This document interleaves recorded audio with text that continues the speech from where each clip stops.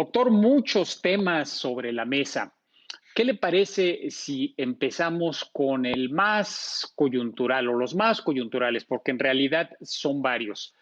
En los últimos días usted ha hablado en diversas ocasiones sobre algo que importa mucho a México, que es el tema de la ciencia y la tecnología, particularmente a partir de que hemos conocido decisiones de asignación de recursos públicos que implican recortes en los presupuestos de ciencia y tecnología. ¿Cuál es su impresión respecto a qué estamos haciendo hoy, qué está haciendo el Estado mexicano en este tema, en ciencia y tecnología, doctor? Bueno, el Estado mexicano ha apoyado al desarrollo científico, eh, en parte a la tecnología. La tecnología es algo que debe realmente tener un desarrollo un poco más dependiente de la industria, cosa que nuestra industria no hace, o lo hace en una forma muy limitada o muy modesta. Eh, la ciencia en México es joven, señor Quintana.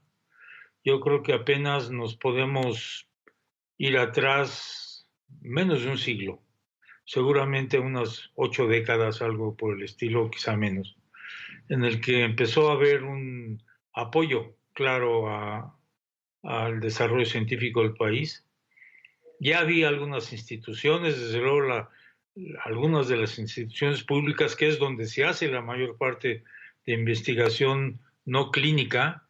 Esta se hace fundamentalmente en los institutos nacionales de salud y en algunos de los hospitales grandes del país, pero también en algunas universidades. Pero vaya, fuera de esa área, el grueso de la investigación que se realiza en México, y no nada más en ciencia, déjeme hacer un paréntesis pequeñito para insistir que no es nada más la investigación en la ciencia lo que importa, es también la investigación en todas las áreas del conocimiento, en sociología, en economía, en historia, en lengua, etcétera, que son las cuestiones que realmente nos aportan capacidad de entender el universo en el que vivimos adecuadamente, de tal manera que una buena cosa que nos debemos quitar de la cabeza es que investigación significa exclusivamente ciencia.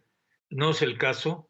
Yo creo que tenemos que tener una visión mucho más clara, porque la cultura humana requiere de ese conocimiento en todos los campos del entendimiento humano, no nada más en los que son estrictamente científicos. Bueno, habiendo dicho eso, eh, una muy buena parte de esa investigación, ya sea en ciencia o en humanidades o etcétera, en arte, se ha llevado a cabo en las universidades del país. No había muchas universidades públicas fuertes hace 80 años, probablemente unas menos de quizá media docena. La UNAM, desde luego, notablemente por su historia enfrente, pero ya con la creación del Instituto Politécnico, del CINVESTAB, de otras instituciones, posteriormente ya hacia los 70s, la Universidad Autónoma Metropolitana, pero también las universidades de los estados, la Universidad de Nuevo León, Guadalajara, Guanajuato, Yucatán, tenían realmente grupos haciendo este trabajo. En los fines de los 30, 39, 40, hubo como resultado del conflicto fascista en España una migración muy importante de académicos españoles, tanto de investigadores en el área de las diversas ciencias, propiamente ciencias, como también en otras áreas de humanidades, en economía, en sociología, en historia, que catalizaron muy fuertemente a los grupos ya existentes en México y los potenciaron en desarrollo, en formación de gente, en formación de nuevos grupos de investigación. de tal manera que si nos va bien, estamos pensando en un sistema de investigación que se desarrolla a partir de la década de los 40 y principios de los 50, que también es un momento de inicio de una serie de otras instituciones importantes en el país. Pero de cualquier manera que lo vea uno, tenemos un establecimiento de investigación realmente joven, aún en proceso de desarrollo, sin duda, no nada más por el tamaño de los universos de conocimiento de cada una de las áreas, sino también para el país.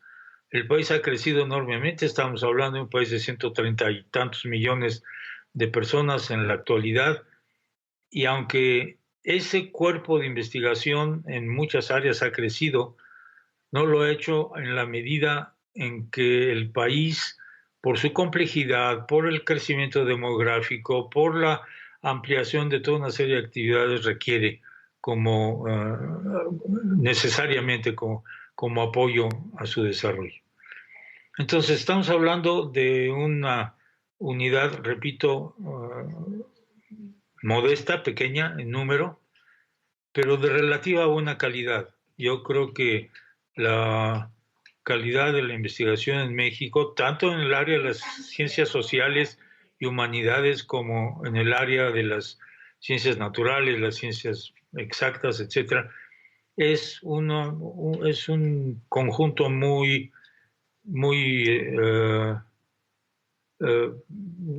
muy buena calidad y que realmente ha ayudado al desarrollo del conocimiento en México, la constitución de grupos cada vez mayores, pero que obviamente con la necesidad de crecer requieren de recursos. Yo creo que el apoyo a esto que tiene que venir, no exclusiva, pero fundamentalmente del Estado mexicano, ha sido muy modesto, demasiado modesto probablemente. Y estamos en el último lugar en los países de la OECD en apoyo, o el penúltimo, al apoyo a la ciencia, a la investigación, en el apoyo a las universidades, a la educación superior, que es donde se hace, como digo, la mayor parte de la ciencia. Entonces, estamos como un cuerpo humano que está en crecimiento, pero que no está recibiendo los recursos de nutrición, vamos a llamarlos, que permiten que su cuerpo se vaya desarrollando sano, fuerte y que vaya teniendo cada vez más capacidades de acción.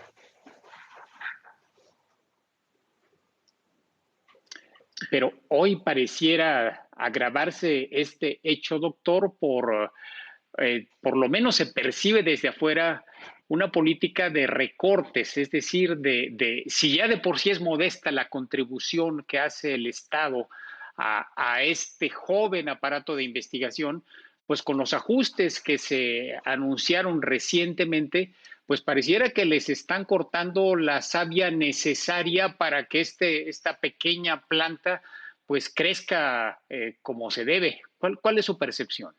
Sí, yo creo que lo que usted está describiendo es lo que está ocurriendo.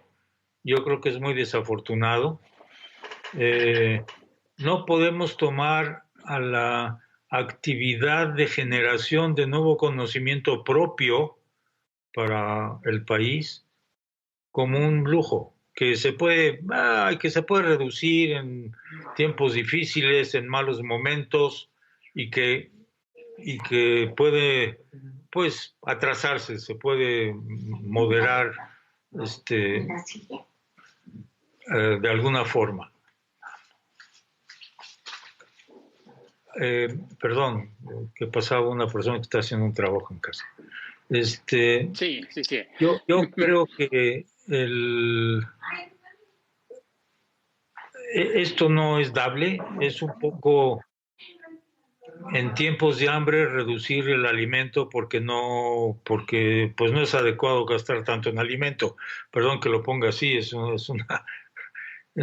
una imagen un poco tautológica, pero no es dable. Yo creo que mantener el proceso, déjenme decirlo, una de las cuestiones más importantes en la actividad de investigación es la formación de los nuevos investigadores, de los nuevos cuadros de investigación, y que consecuentemente esto es lo que va dándole a ese árbol al que usted se refería nuevas ramas, nuevas hojas, nuevos frutos, y va haciendo un árbol cada vez más robusto, más amplio y más productivo. No podemos disminuir esto en un país como México, que está en desarrollo pleno en muchos sentidos, que yo creo que debemos tener como meta ser cada vez mejores, cada vez más atentos a las necesidades de la sociedad, y si esas necesidades de la sociedad no tenemos la información factual adecuada para atenderlas, no lo vamos a poder hacer bien. Y si no entendemos el entorno en el que vivimos, las limitaciones de ese entorno natural, de uso de nuestros recursos, de la forma como estamos afectando esos recursos y ese entorno con la actividad de desarrollo industrial, etcétera, tampoco vamos a hacer las cosas bien. Es un poco irse quitando capacidad de visión en un escenario poco conocido, oscuro, y que consecuentemente se vuelve muy riesgoso no tener esta visión adecuada, iluminada, yo diría, de dónde estamos, cómo estamos, qué limitantes tenemos, dónde están las oportunidades, etcétera. Yo creo que es una mala estrategia el de la reducción a la investigación. Me parece que por otro lado sí hay que procurar que los recursos que se invierten ahí sean verdaderamente utilizados en la formación de la mejor gente, del mejor conocimiento. Y para eso tenemos los medios para hacerlo. Apliquémoslos.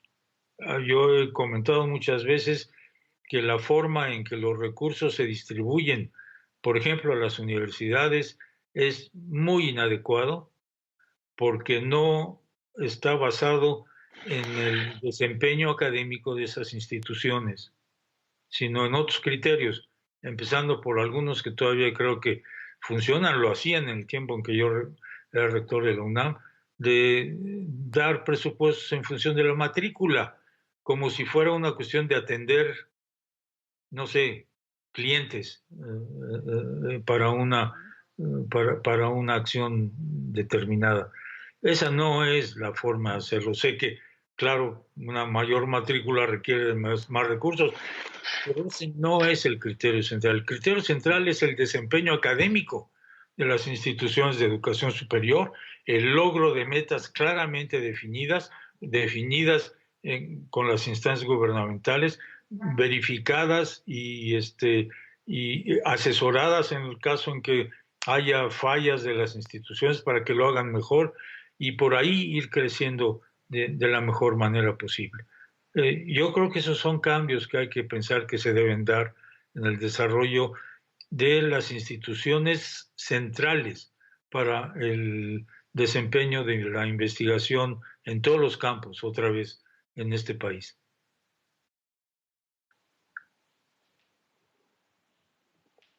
Adelante, Víctor. Gracias, Enrique. Sí, dice bien el doctor Sarucán.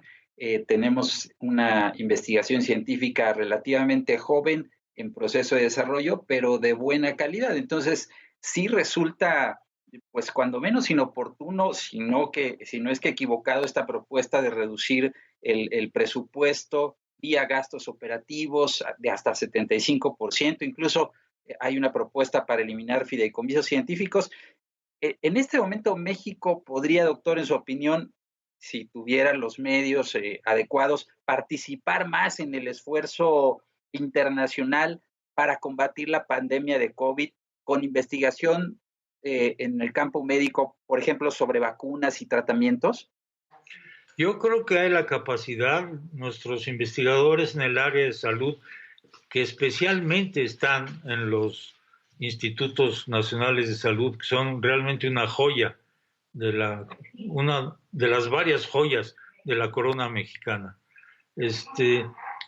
Hay una buena capacidad para eso. Yo no sé si estas son carreras que no necesariamente tiene uno que correr al igual que los demás, simplemente por el hecho de que algunos otros países tienen estructuras mucho más antiguas, más fuertes, con recursos mucho más amplios, y que no hay que hacerlo en forma de competir a ver quién llega primero a una meta de este tipo.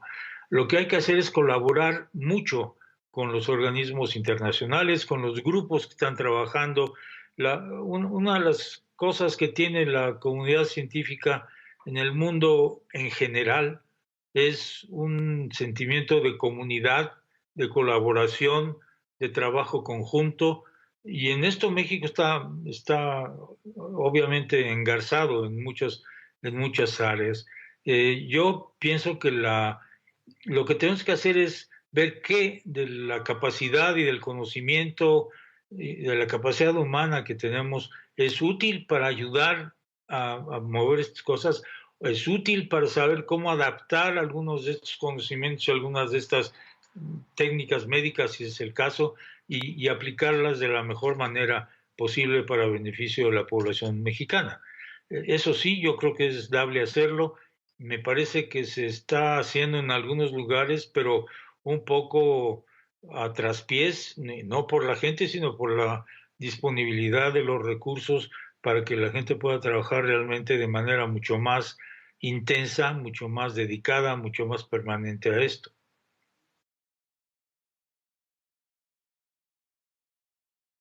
Doctor, si nos permite, vamos a hacer una breve pausa y regresamos para continuar con esta conversación. Estamos platicando con el doctor José Sarucán. Continuamos.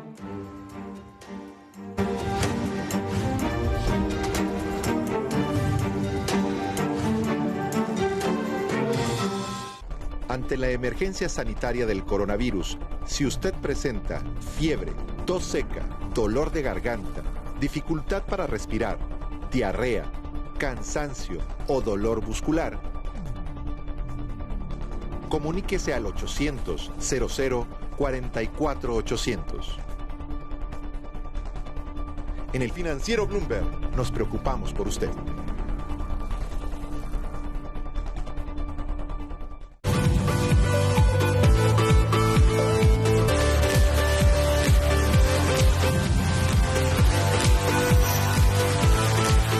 Informar con una visión social es lo más importante. Lo que nos afecta, nos duele y nos conmueve.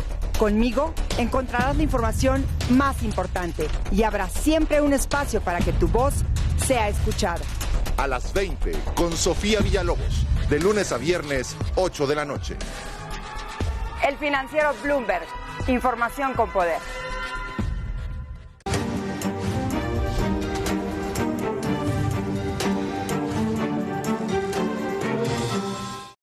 Regresamos, estamos en la silla roja en esta conversación con el doctor José Sarucán. Doctor, cambiando un poquito de tema, en las últimas semanas se tomaron en México decisiones que están dejando en el terreno marginal, están haciendo a un lado el desarrollo de energías renovables, particularmente la fuente fotovoltaica, la energía eléctrica producida a través de celdas solares, y la energía eólica, la energía generada con el viento, a partir de decisiones de la Secretaría de Energía y de la CONACE, del Centro de Despacho Eléctrico. ¿Qué juicio le merecen estas decisiones a propósito de la política de energías alternas que tenemos en el país? Yo creo que no son nada afortunadas estas medidas, porque independientemente de que van en contra de la tendencia mundial a reducir las emisiones de carbón o de carbono a la atmósfera por la reducción de los combustibles fósiles, yo creo que es un pésimo negocio para el país. Yo creo que es un pésimo negocio para la gente. ¿Por qué en un país que tenemos la insolación prácticamente la mayor parte del territorio mexicano habitado?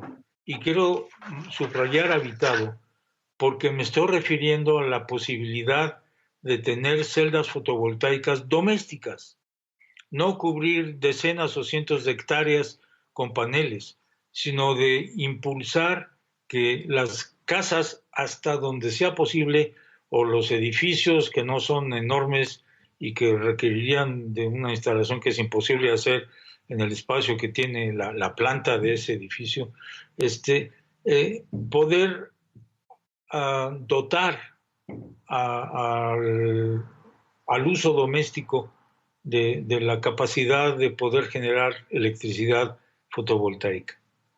Por mucho que se critique que, bueno, son ciclos, ¿cómo se llama? No permanentes, sino parciales. Hay generación de electricidad cuando hay sol y cuando no lo hay, pues no ocurre. Yo creo que movernos en esa dirección doméstica, primero evita algo que ha sido criticado yo puedo estar o no de acuerdo en esto, con la dedicación de áreas importantes a cubrirlas de celdas fotovoltaicas. Estoy hablando de cientos de hectáreas. Y segundo, tiene el impacto que yo creo que es el más importante, que es el que la gente, las casas, los hogares perciban la enorme ventaja de poder generar la corriente eléctrica con un costo muchísimo menor del que habría haciéndolo con los métodos ortodoxos, digamos, clásicos de generación con generadores a base de combustibles fósiles, llámese como se llame, desde carbón hasta combustóleo, hasta lo que quieran. Cuando la gente aprecia que moverse en esa dirección, además de las ventajas ambientales, tienen ventajas económicas para el gasto doméstico, hacemos un cambio muy sensible en la percepción de la sociedad respecto a la conveniencia de irse moviendo hacia una actividad humana, personal, incluso en este caso familiar, hacia la sustentabilidad. De otra manera, el cuento de la sustentabilidad para mucha gente en las sociedades se vuelve algo inasible, muy medio esotérico, y no podemos cambiar. Lo que hay que cambiar, yo creo, a la luz del problema que estamos viviendo ahora, de forma de ser, de forma de comportarnos en relación al entorno ambiental en el que vivimos en todo el mundo, no nada más en México. Lo mismo puedo decir y eso nadie lo menciona, pero yo no tengo las cifras, pero me sospecho que las emisiones de gases de efecto invernadero por el uso de gas doméstico son muy grandes, y esto, la mayor parte, se va en calentar agua para calentar la cocina o para las duchas y los baños de todos los días de la gente. Ya está demostrado, yo no estoy inventando nada. Los colectores solares que ya había en México antes de todo esto, yo vi colectores solares hechos en haciendas en Jalisco, hechos por la gente que está ahí para poder tener agua caliente en lugares donde pues, no podían tener gas y todo este asunto, que eran enormemente eficaces, muy burdos, muy grandes, muy torpes, si ustedes quieren un diseño pues que no ganaría un premio en Milán o en Finlandia, no lo sé, pero efectivos. El principio estaba ahí, el principio es conocido. ¿Por qué no desarrollamos una industria en México propia, no para quizá competir con todos los del mundo, pero sí propia para abastecer a las casas mexicanas que también están en la misma situación que lo de las celdas fotoeléctricas, de colectores solares para que puedan colectar calor y calentar el agua doméstica. La reducción en la emisión de gas es del orden de 80%. Esto es muy importante, son de estas cosas en el que se puede impulsar una industria mexicana en este sentido. Distribuidores, gente que arreglan estas cosas, etcétera. Es decir, el impacto social, laboral que estas cosas pueden tener no es deleznable, es importante, pero por otro lado es un impacto directo a la economía doméstica y un impacto a la percepción de la gente de que vale la pena ir por esa ruta porque se ahorra dinero, la gente tiene dinero que no se está gastando en pagar gas y que lo puede usar para las necesidades que tenga. A mí me parece que ahí no ha habido una política adecuada desde hace tiempo, no es nada más reciente, y que debería cambiar profundamente y drásticamente, porque esto no es una cosa, bueno, vamos a hacer un desfase a las siguientes 4 o 5 décadas. Los problemas son de una dimensión y de una intensidad que simplemente, yo diría que a escala global, no estamos haciendo lo que se debería estar haciendo para realmente atender el problema, reducir el tamaño del impacto que la actividad humana está teniendo y consecuentemente los daños y los efectos de esto se van a sentir de manera cada vez más seria y las generaciones jóvenes son las que van a recibir el impacto fuerte de ese choque.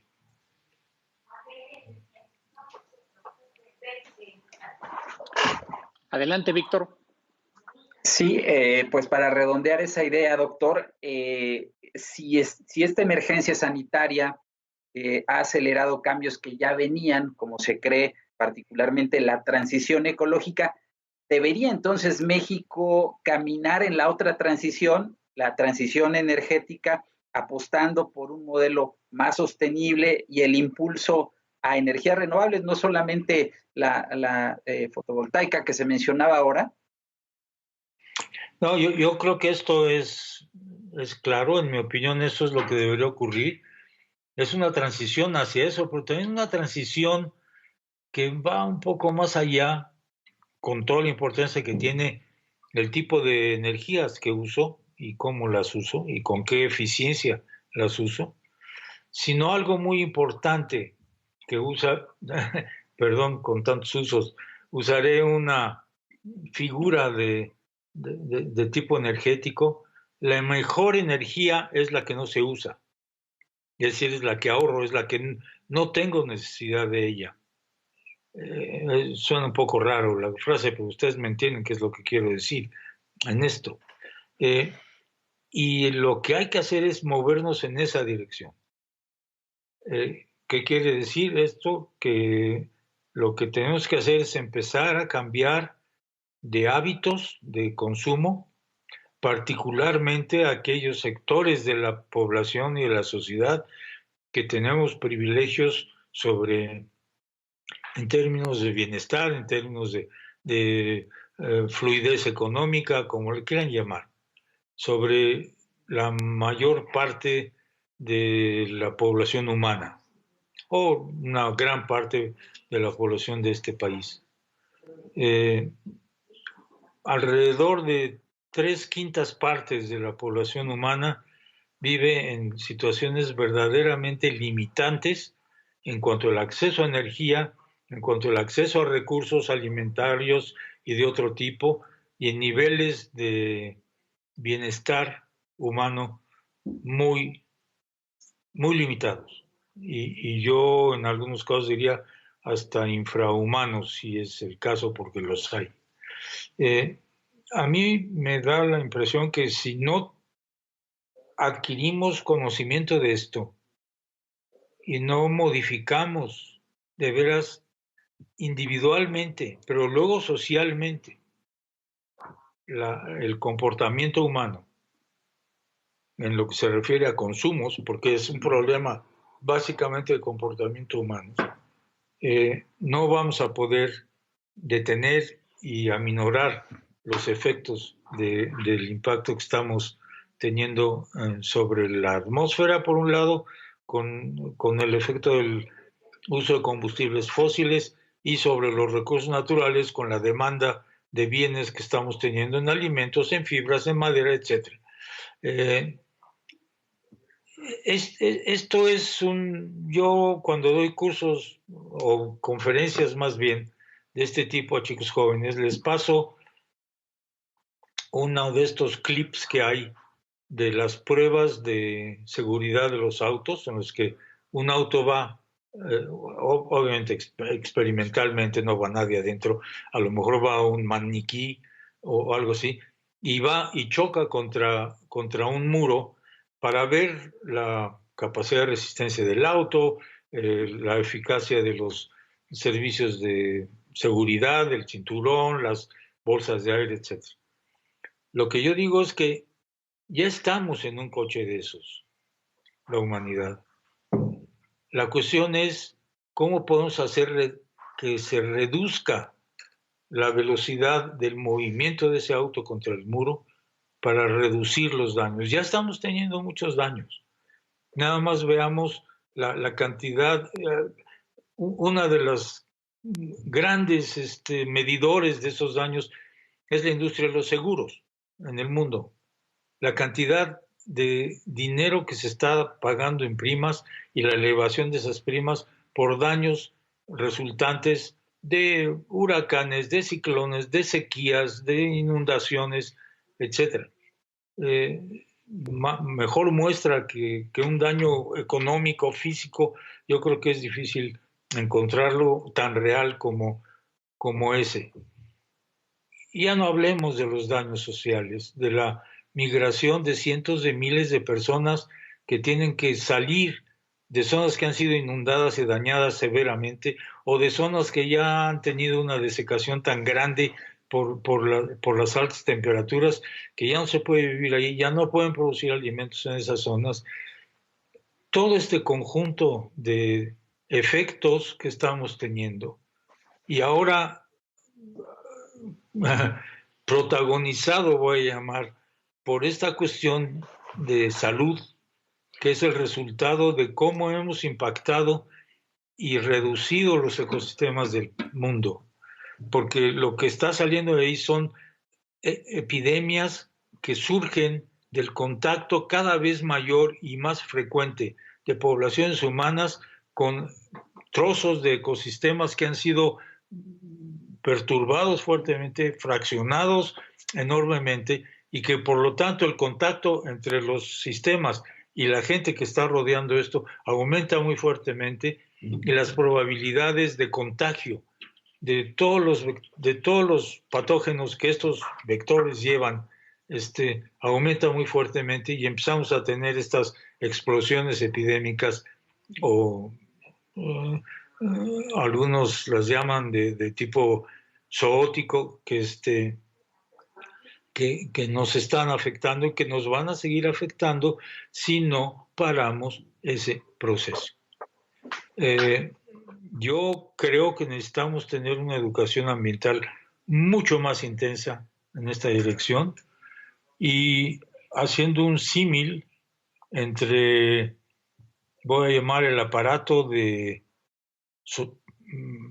comunicación social o propaganda, en el mejor sentido de la palabra, que hemos tenido en México y probablemente más aún en otros países, de cómo debemos comportarnos frente a la epidemia, qué cosas no hay que hacer, qué cosas hay que hacer, cómo cuidarse, cómo defender estas cosas, si tiene uno la desgracia de haber sido contagiado, cómo actuar.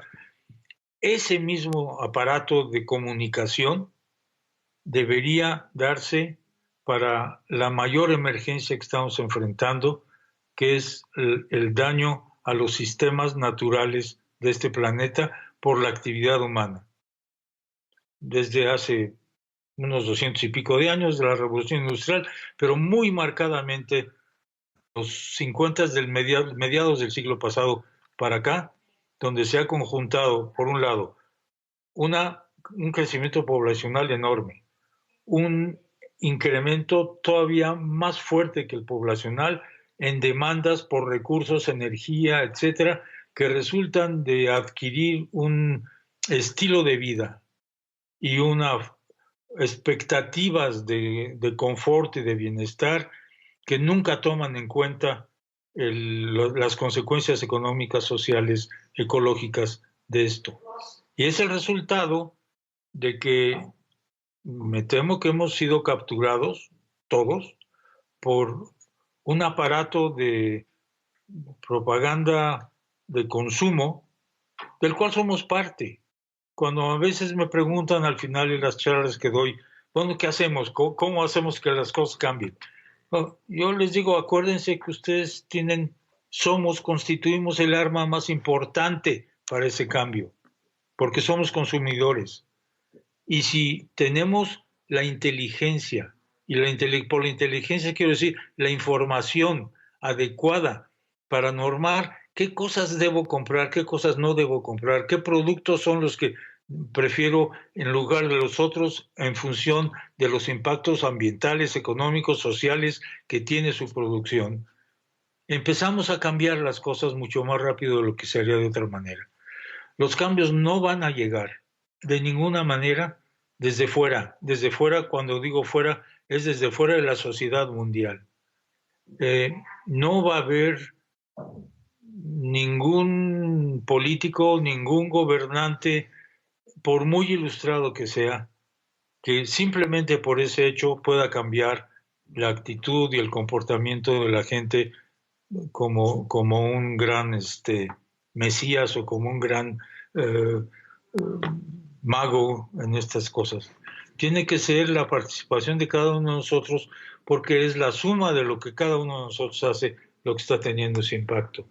Y para eso necesitamos una educación desde muy al inicio, de cómo comportarnos hacia el planeta en términos de patrones de consumo, comportamiento ambiental, etcétera, y cómo nos comportamos hacia los miembros de nuestra especie. Nosotros somos una especie que se llama Homo sapiens, y todos los miembros de esa especie son congéneres nuestros, son parte de esa especie, y tenemos que tratar a esos congéneres con cuidado, con respeto, con ética, porque cada uno de ellos merece lo que quisiéramos merecer cada uno de nosotros.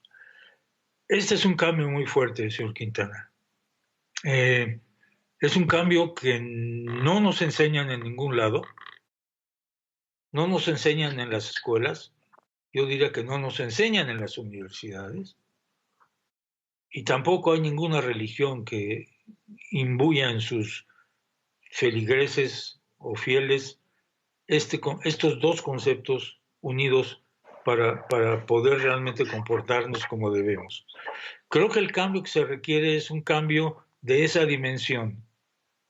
Y yo oigo mucho y leo mucho ahora de que hay que reflexionar, porque en estas condiciones de la epidemia y todo esto tenemos que reflexionar cómo hay que cambiar. Sí, hay que reflexionar, pero las reflexiones yo creo que son relativamente presentes ya. Sabemos qué es lo que hay que hacer. Lo que hay que hacer es tomar las decisiones de qué es lo que tiene que ocurrir, y responsabilidad de quién es, desde nosotros individuos hasta los diferentes miembros de un gobierno local, estatal, nacional, que tienen que tomar medidas adecuadas y exigir que ocurran. Y la exigencia no es una exigencia de pericos, es una exigencia basada en el conocimiento, en la información de lo que pasa si yo hago una cosa en lugar de otra, porque esa información ya existe en cantidades como nunca antes había existido, tenemos acceso a ello como nunca antes había habido. La cuestión es salirse de esta zona de confort en la que uno está contento con el nivel de bienestar y pues más o menos aislado de los impactos de mantener ese nivel de bienestar. Yo creo que el cambio tiene que estar por ahí. Perdón, quizás me estoy yendo más allá de la pregunta que me hacen, pero es imposible si uno se toma en serio hacerse esa pregunta, no considerar en serio también los elementos constituyentes de un cambio de esa naturaleza.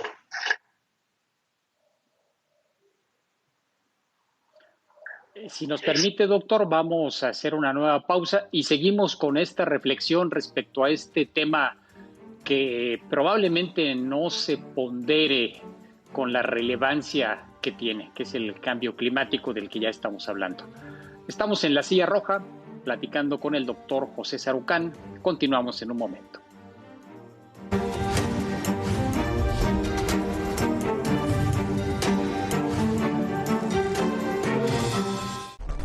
Para prevenir el contagio del COVID-19, siga las siguientes recomendaciones. Lave sus manos frecuentemente. Use el estornudo de etiqueta. Evite tocar cara y nariz. Mantenga una distancia de 1 metro entre personas. Evite aglomeraciones. Si tiene gripa o tos, use cubrebocas. Evite salir de casa.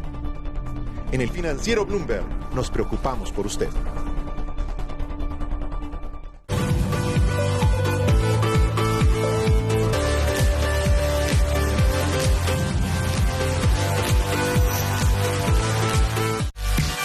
¿Quién es quién en los negocios mundiales? Y todo lo que debes saber para la toma de decisiones financieras. Bloomberg Surveillance. Lunes a viernes, 3 de la mañana. El Financiero Bloomberg. Información con poder.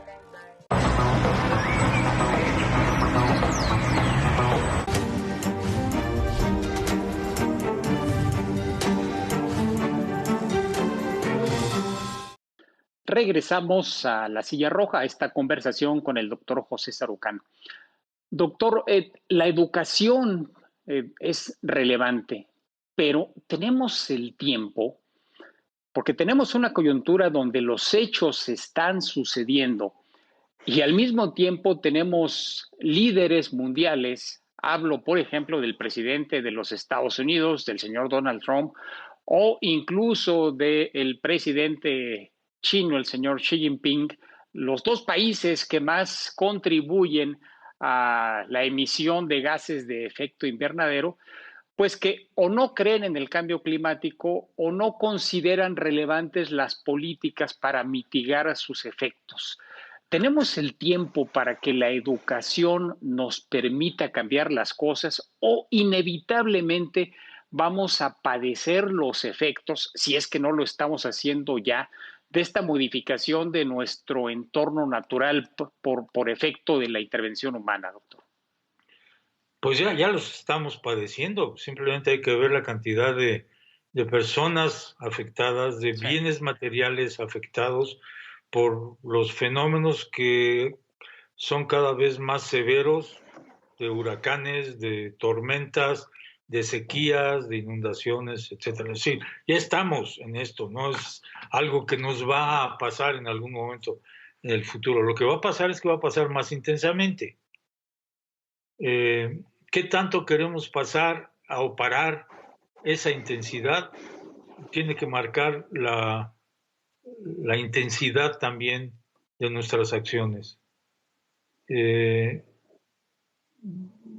Yo no daría límites temporales a cuánto tiempo nos queda para hacer algo, porque hacer algo significa hacerlo permanentemente. No nada más hacer algo que se acabe y de ahí en adelante volvemos a las cosas como las estamos haciendo ahora.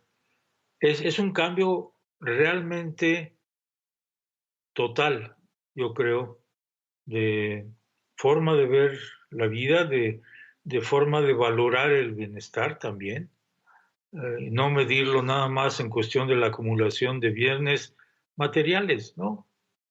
Más coches, más casas, más objetos, más ropa, más todo esto.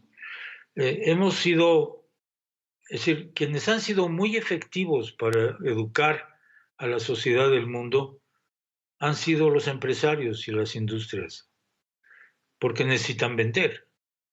y para ser exitosos y dar el siguiente reporte trimestral a los socios o a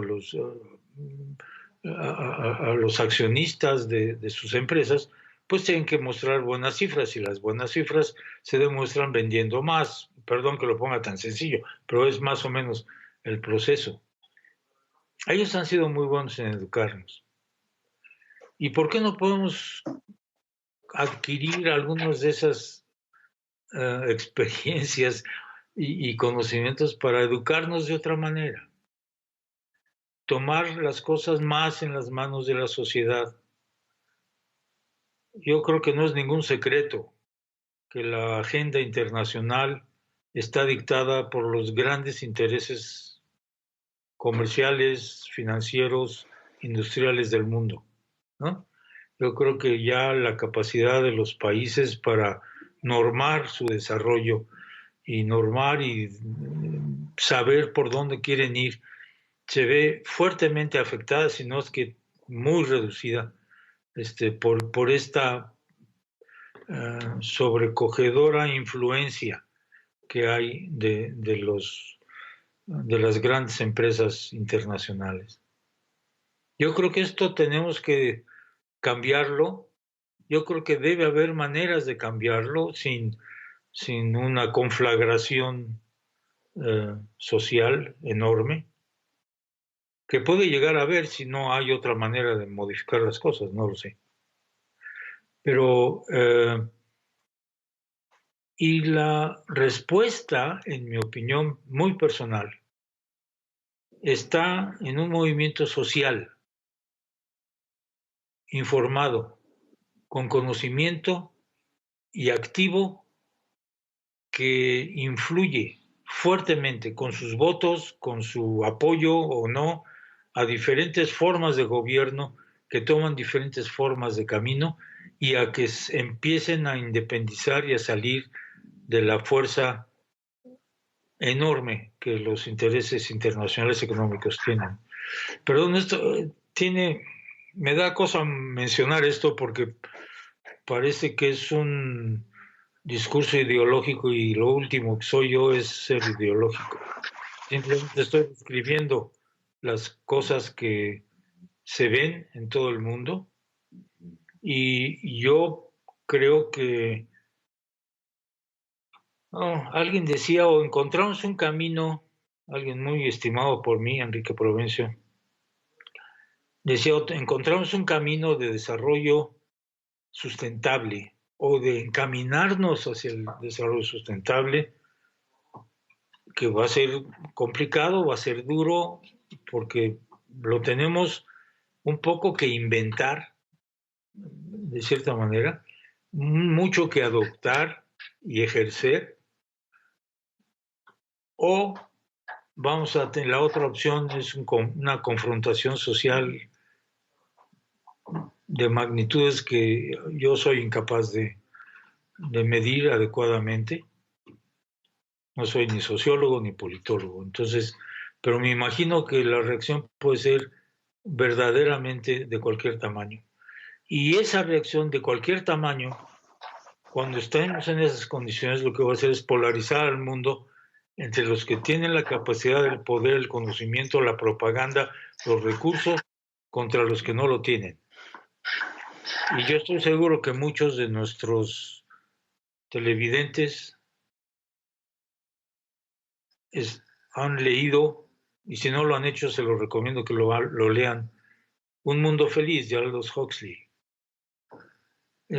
A mí realmente me sobrecoge la cantidad de elementos que ya tenemos en términos del mundo ese feliz que él describe en su novela, ya existentes.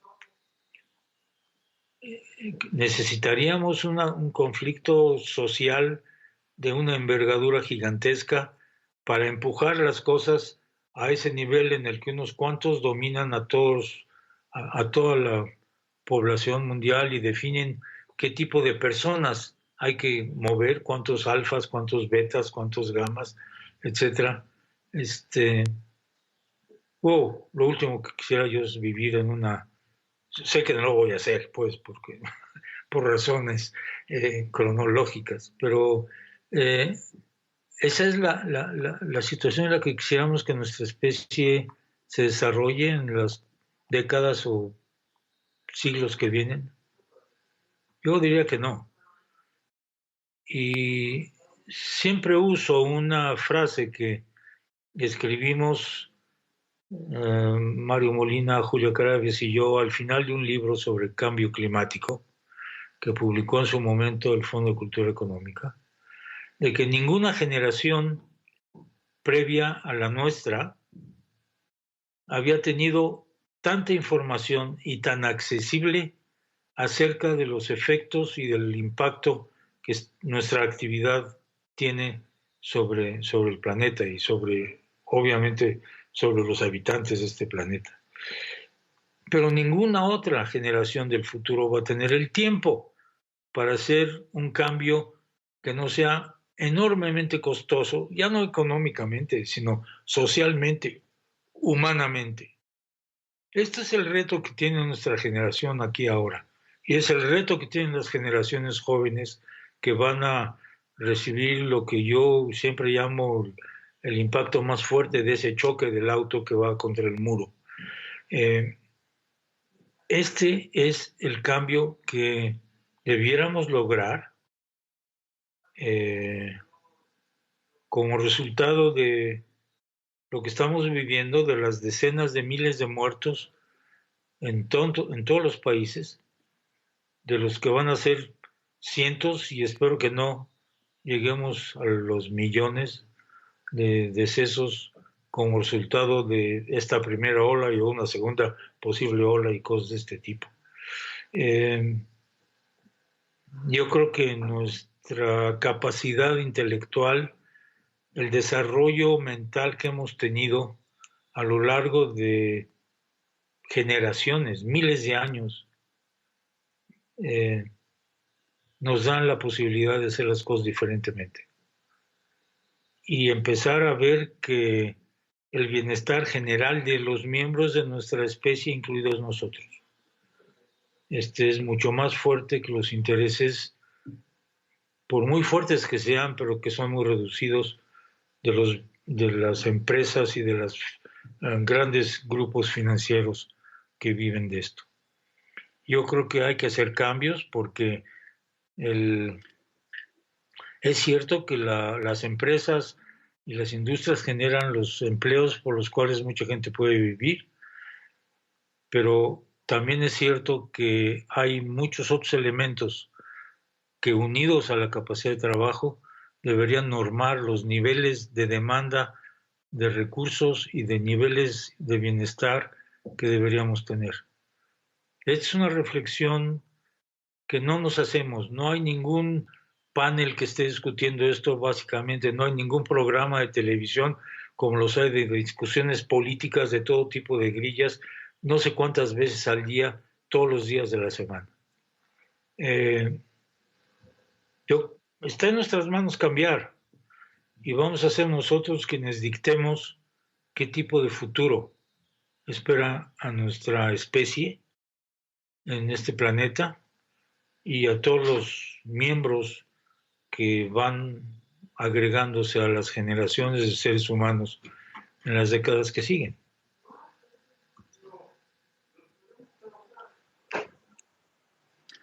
Víctor, se nos acaba el tiempo. Por favor, tus conclusiones. Sí, Enrique, gracias. Agradecer al doctor Sarukhan su presencia esta noche. Creo que ha sido pues muy ilustrativo conocer su opinión sobre lo que está pasando en materia de investigación científica en el país, sobre la transición ecológica y el reto que impone el cambio climático. La verdad creo que es muy desafiante el escenario que plantea y pues no me queda más que agradecer que lo hayamos podido tener esta noche con nosotros. Gracias. Gracias a ustedes. Doctor, pues esperemos que estas reflexiones que pone sobre la mesa permitan darle a esta temática la importancia que tiene porque la hemos relegado. nos hemos olvidado de ella. Esperamos que la lección de la pandemia nos sirva justamente para saber lo relevante que es ya no discutir nada más, sino tomar acciones a partir de ya, porque se nos hizo tarde. Así que muchas gracias por contribuir a esta reflexión, doctor Sarukhan. Gracias a ustedes por la oportunidad de discutir estas cosas que no es frecuente que ocurra en los medios.